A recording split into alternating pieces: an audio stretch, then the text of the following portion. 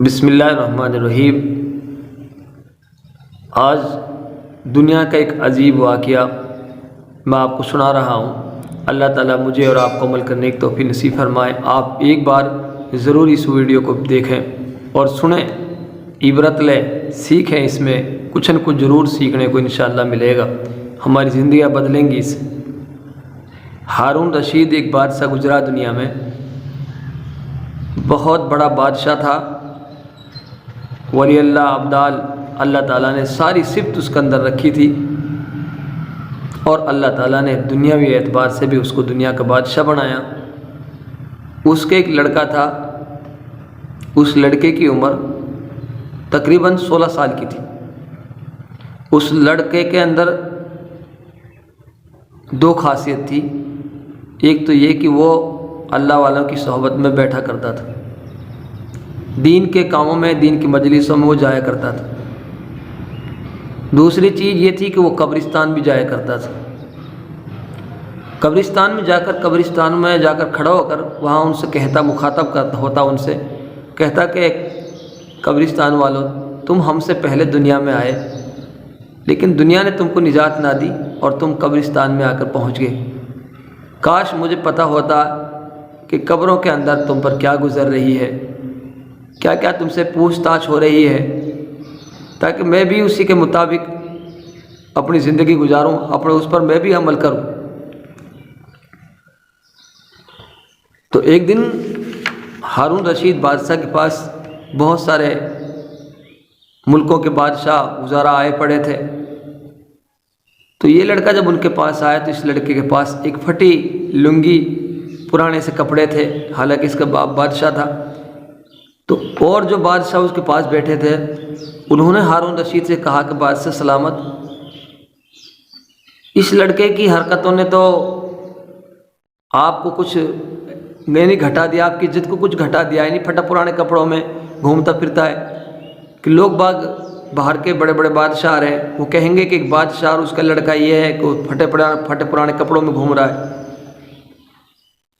تو اس کے باپ نے اس کو بلایا اور اس سے کہا کہ بیٹا، تو نے مجھے ان بادشاہوں کے سامنے مجھے ذلیل کر رکھا ہے، یعنی تو اتنا رئیس ہونے کے باوجود پھٹے پرانے کپڑوں میں گھومتا ہے۔ اس لڑکے نے بادشاہ کو تو کوئی جواب نہیں دیا، یعنی اپنے باپ کو تو کوئی جواب نہیں دیا، لیکن وہاں ایک پرندہ بیٹھا تھا اور اس پرندے سے اس نے کہا کہ اللہ کے واسطے جس نے تجھے پیدا کیا ہے تو میرے ہاتھ پہ آ کے بیٹھ۔ وہ اڑ کر اس کے ہاتھ پر بیٹھ گیا اور پھر اس نے اس کو چھوڑ دیا، چلا گیا۔ اس نے کہا ابا جان، اصل جو آپ دنیا سے محبت کر رہے ہیں، آپ جو دنیا سے محبت کر رہے ہیں، اس دنیا نے مجھے رسوا کر رکھا۔ اب میں نے یہ ارادہ کر لیا ہے کہ میں آپ کو، آپ کے شہر کو چھوڑ کر جا رہا ہوں۔ اس کے پاس پھٹے پرانے کپڑے، چلتے ہوئے اس نے اپنے ساتھ قرآن شریف لی اور ماں نے اس کو ایک قیمتی انگوٹھی بھی دی، اگر کہیں ضرورت پڑ جائے تو اس انگوٹھی کو بیچ کر اپنا خرچہ چلا دے۔ وہ لڑکا وہاں سے 16 سال کا اپنے ملک کو، اپنے بادشاہ کی حکومت کو چھوڑ کر چلا گیا۔ چلتے چلتے وہ لڑکا ایک دوسرے ملک کے اندر پہنچا، بصرہ پہنچ گیا۔ بصرہ میں جا کر وہ مزدوری کرنے لگا۔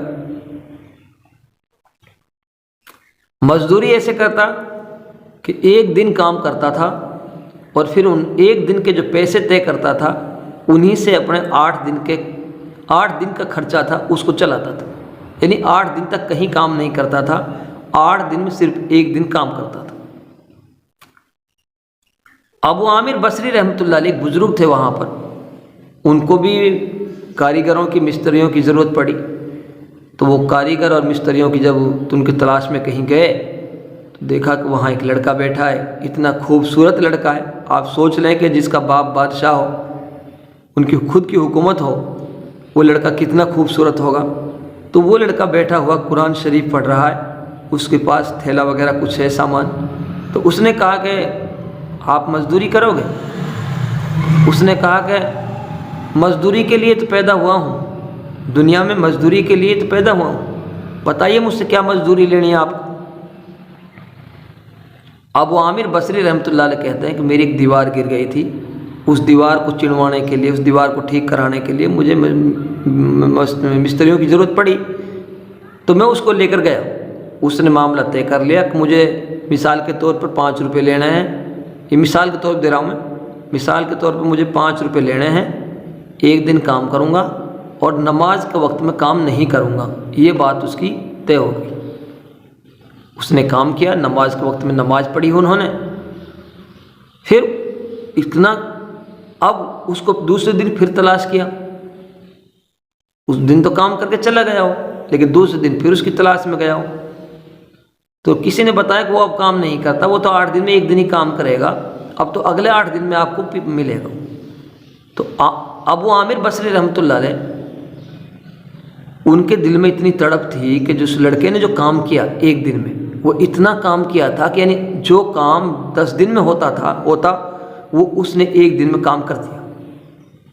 اب ابو عامر بصری رحمۃ اللہ کے دل میں ایک تڑپ ہوئی کہ میں دیکھوں کہ وہ کیسے کام کرتا ہے، اور اکیلے نے 10 دن کا کام 1 دن میں کر دیا، تو اس نے اپنے کام کو بند کر دیا کہ مجھے جب بھی وہ 8 دن میں ملے گا میں اسی سے اپنا کام کراؤں۔ 8 دن گزرنے کے بعد پھر اس کی تلاش میں گیا، تو اس کو وہیں اسی جگہ پر قرآن شریف پڑھتا ہوا وہ لڑکا ملا۔ اس سے معاملہ طے ہوا، وہی 2 شرطیں، اتنے پیسے لوں گا اور نماز کے وقت میں کام نہیں کروں گا، یہ معاملہ طے ہو گیا۔ اس نے اس کو کام پہ لگا دیا۔ تو ابو عامر بصری رحمۃ اللہ علیہ کہتے ہیں کہ میرے دل میں ایک تڑپ تھی کہ میں دیکھوں کہ اس نے پچھلے جو 8 دنوں میں جو کام کیا تھا 1 دن، وہ 10 دن کا کام کر لیا تھا، لیکن آج میں دیکھوں کہ یہ اکیلا اتنا کام کو کیسے کر لیتا ہے۔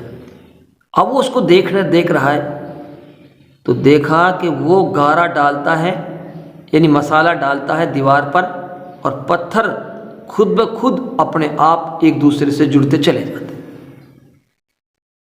تو ابو عامر بصری رحمۃ اللہ نے کہا کہ مجھے اس وقت پتہ چلا کہ یہ کوئی بہت بڑا کوئی ولی اللہ، کوئی ابدال ہے، کیونکہ ولیوں کی مدد ہوتی ہے اس طریقے سے کہ یہ مسالہ ڈالتا ہے دیوار پر اور پتھر ایک دوسرے سے جڑتے چلے جاتے۔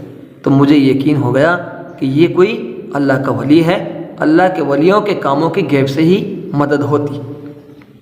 جب شام ہوئی تو میں نے اس کو مزدوری سے کچھ زیادہ درہم دینے چاہے، اس نے لینے سے انکار کر دیا کہ اتنا ہی لوں گا جتنا تے۔ بہرحال وہ چلا گیا اتنا پیسوں کو لے کر، پھر 8 دن تک میں نے پھر اپنا کام بند کر دیا، اور 8 دن کے بعد پھر میں اس کی تلاش میں گیا۔ تو اس 8 دن کے بعد جب میں اس کی تلاش میں گیا تو مجھے وہ کہیں نہیں ملا۔ میں اس کو اتنا تلاش کیا، پھر مجھے کسی نے بتایا وہ تو بیمار ہیں اور فلاں جنگل میں ہو۔ تو مجھے اس آدمی نے جو پتہ بتایا، وہ اس نے میری رہبری کی، تو میں جب وہ جنگل میں پہنچا تو وہ واقعی میں بیمار تھا اور جنگل میں اکیلا پڑا ہے۔ اس کے سر کے نیچے ایک اینٹ رکھی ہوئی ہے، اس اینٹ پر اپنے سر کو رکھ کر ایسے ہی وہ پڑا ہے۔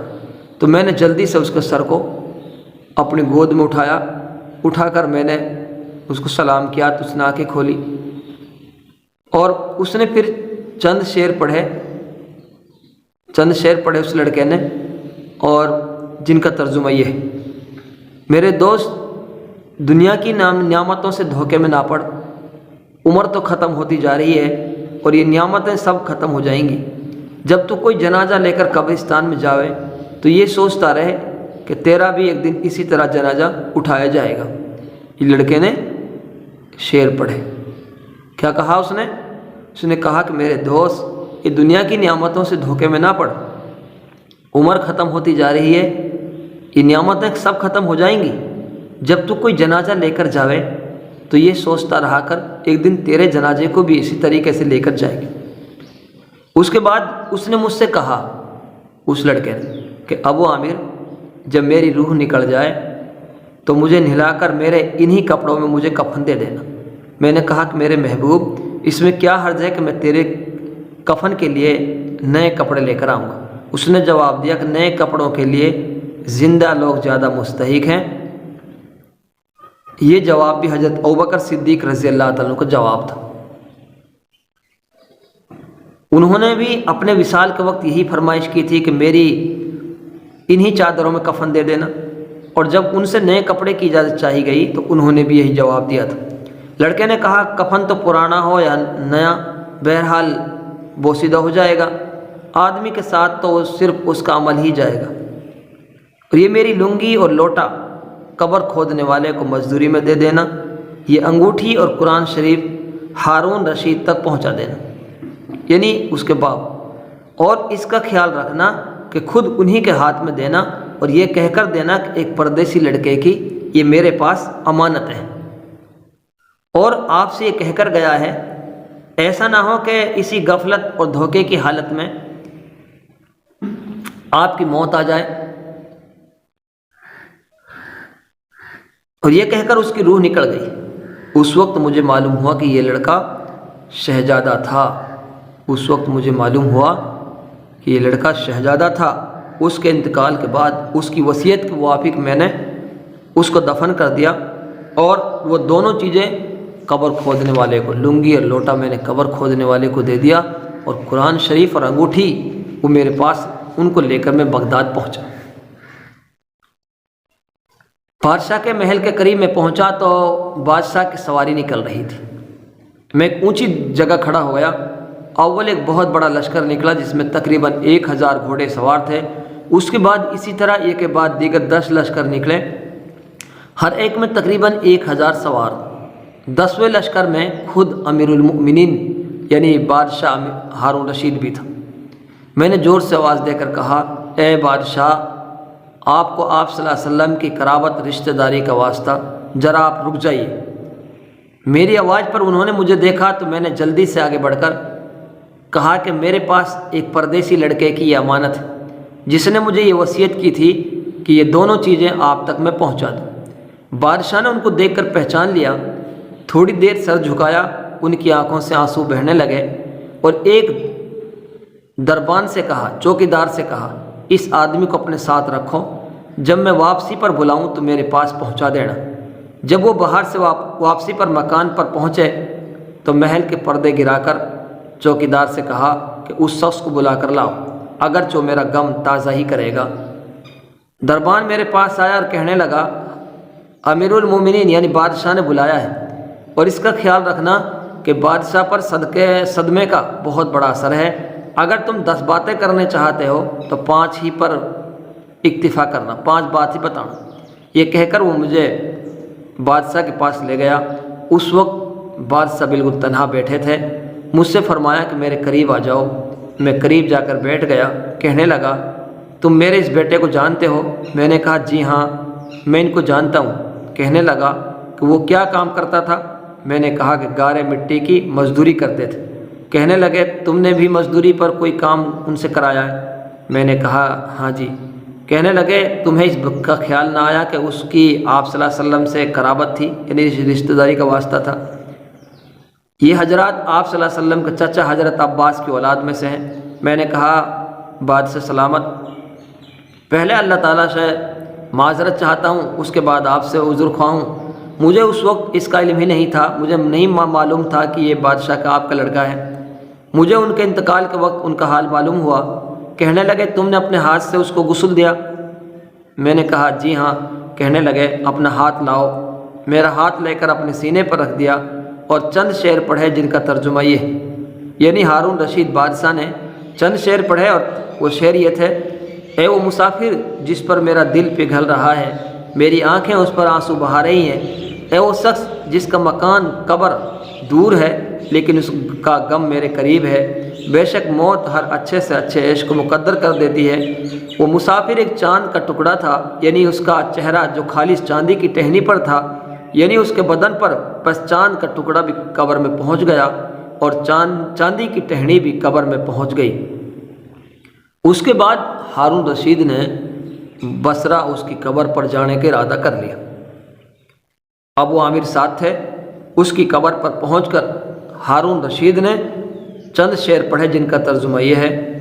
قبر پر جا کر کھڑے ہو کر اس نے کیا کہا، اے وہ مسافر جو اپنے سفر سے کبھی نہیں لوٹے گا، موت نے کم عمری کے زمانے میں ہی، یعنی 16 سال کی عمر میں ہی اس کو جلدی سے اچک لیا۔ اے میری آنکھوں کی ٹھنڈک، تو میرے لیے انس اور دل کا چین تھا، لمبی راتوں میں بھی اور مختصر راتوں میں بھی۔ تو نے موت کا وہ پیالہ پیا ہے جس کو عنقریب تیرا بڑھاپے کی حالت میں پیے گا، بلکہ دنیا کا ہر آدمی اس کو پیے گا، چاہے وہ جنگل کا رہنے والا ہو یا شہر کا رہنے والا ہو۔ پر سب تعریفیں اسی وحدہ لا شریک کے لیے ہیں جس کی لکھی ہوئی یہ تقدیر کے یہ کرشمے ہیں۔ ابو عامر رحمۃ اللہ علیہ کہتے ہیں کہ اس کے بعد جو رات آئی، جب میں اپنے وظائف پورے کر کے لیٹا تو میں نے خواب میں دیکھا کہ ایک نور کا قبہ بنا ہوا ہے جس کے اوپر بادل کی طرح نور ہی نور پھیل رہا ہے۔ اس نور کے ابر میں سے اس لڑکے نے مجھے آواز دے کر کہا، ابو عامر، تمہیں اللہ تعالیٰ جزائے خیر عطا فرمائے، تم نے میری تجہیز و تکفین کی، میری وصیت پوری کی۔ میں نے اس سے پوچھا کہ میرے پیارے تیرا کیا حال گزرا؟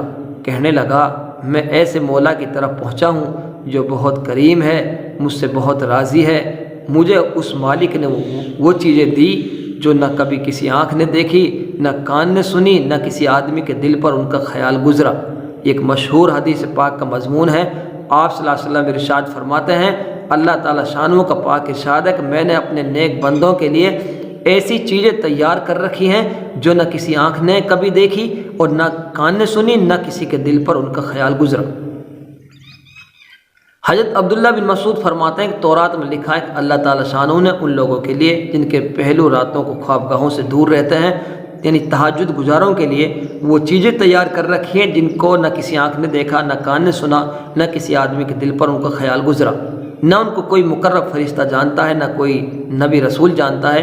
یہ مضمون قرآن پاک میں بھی کئی جگہ ہے۔ صاحب روز کہتے ہیں کہ یہ سارا قصہ مجھے اور طریقے سے بھی پہنچا ہے۔ اس میں یہ بھی ہے، کسی شخص نے ہارون رشید سے اس لڑکے کے متعلق سوال کیا تو انہوں نے بتایا کہ میرے بادشاہ ہونے سے پہلے یہ لڑکا پیدا ہوا تھا، بہت اچھی تربیت پائی تھی، قرآن پاک بھی پڑھا تھا اور علوم بھی پڑھے تھے۔ جب میں بادشاہ بن گیا تو مجھے چھوڑ کر یہ چلا گیا، میری دنیا سے اس نے کوئی راحت نہ اٹھائی۔ چلتے وقت میں نے ہی اس کی ماں سے کہا تھا کہ اس کو یہ انگوٹھی دے دے۔ اس انگوٹھی کا یاقوت بہت زیادہ قیمتی تھا، مگر یہ اس کو بھی کام میں نہ لائے اور مرتے وقت اس کو واپس کر گیا۔ یہ لڑکا اپنی والدہ کا بہت بڑا فرما بردار تھا، یعنی اپنی ماں کا بہت بڑا اطاعت کرنے والا یہ لڑکا تھا۔ تو اللہ تعالیٰ نے ایسے 16 سال کے لڑکے کی ذہن میں اللہ تعالیٰ نے ایسی بات ڈال دی کہ اس دنیا کی آفتوں سے اس کو چھڑا کر اپنا مخلص، اپنا ولی بنا لیا اس کو، اور پھر دنیا سے اس کو ولی بنا کر ہی دنیا سے اس کو اٹھایا۔